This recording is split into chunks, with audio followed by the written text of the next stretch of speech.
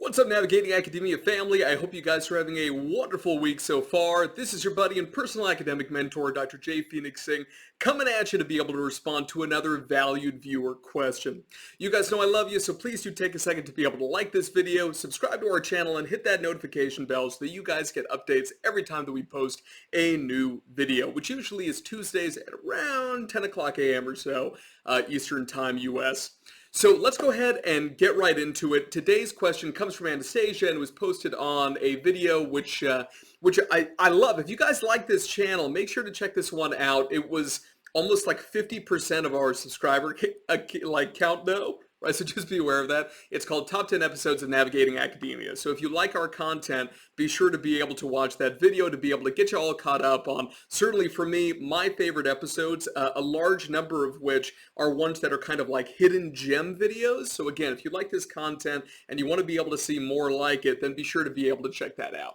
So Anastasia's question is right up here, so I'm going to read it and then I'm going to give you guys my response. So here's the question. Anastasia says, great video. Could you please also make a video about if it's possible for postdoctoral fellows, and I'm going to add graduate students as well to this video, to shift research directions, like shift research focus. For example, I have a background in organizational behavior, and I am going to continue investigating this direction, maybe for 1 or 2 years, but I'm more fascinated with general psychology. I'm wondering if any research background will influence the decisions of potential supervisors of postdoctoral programs in general psychology. Okay, so Anastasia, this is a great question. So first, do me a favor, be patient with me. I'm going to answer for the graduate students, and then I will answer when it comes to postdoctoral fellowships, okay? So everybody, when it comes to switching research focus in graduate school, this is something that really, I would even argue, is kind of like not up to us in terms of that primary decision-making capacity, right? Especially in grad school, especially if you're in a research-based program or a research-focused program, the direction that you're going to go in is largely going to be determined by your supervisor. And it could be something where the supervisor ends up getting a new grant, let's say, especially like when you first join on your first year, before you're even in that process of formulating your big research question or your big research project for the dissertation. That certainly could be the case where there's that shift in research focus, all right? Especially if it's like a dramatically different type of grant that they've ended up receiving. I've seen that in the past. It could also be the case that you're a few years down the line. Maybe you're like end of your second year, third year, God forbid your fourth year or beyond, where essentially you're doing your doctoral project and it legit is just not working out.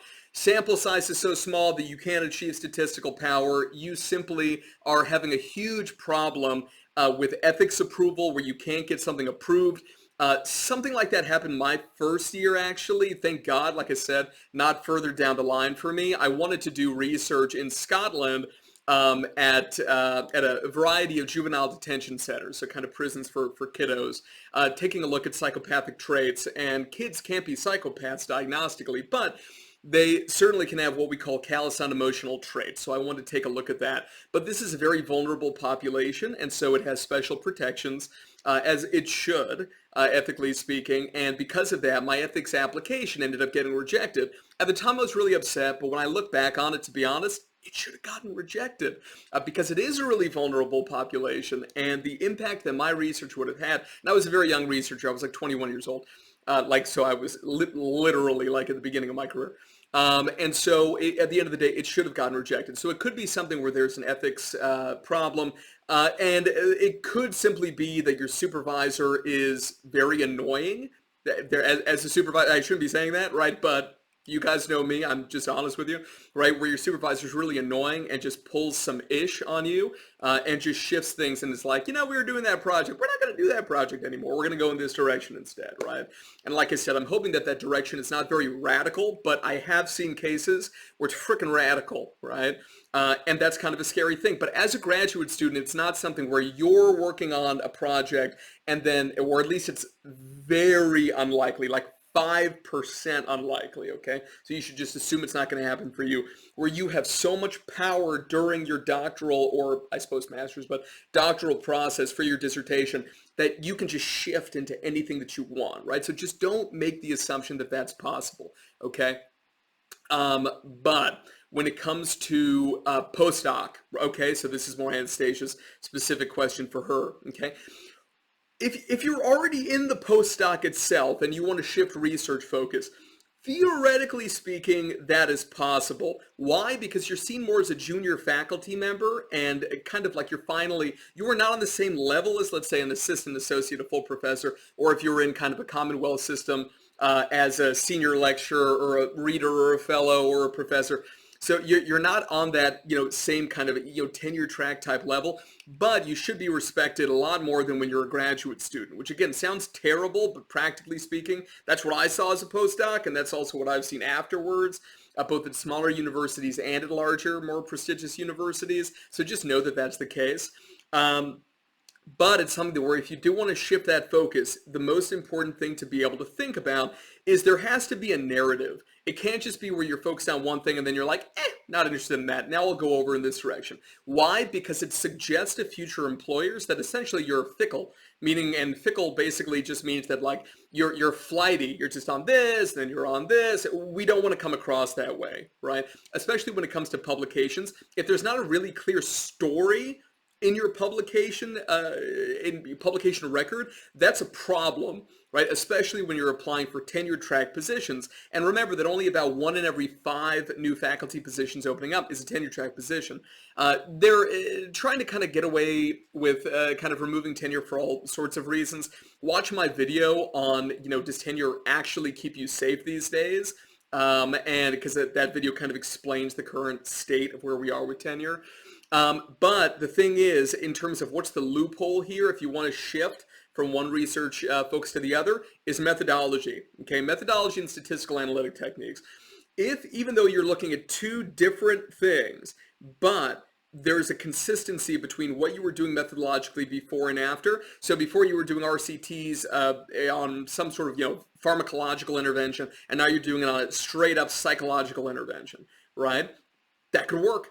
Maybe you do meta-analyses on like me, right? My background's in meta-analysis and digital surveying techniques. I would say that those are the 2 things that if you're in the field, and also novel statistical technique development. So if you're in one of those 3 areas in my field, then I'm like one of your dudes, right? In terms of people whose stuff you've probably read in forensic psych.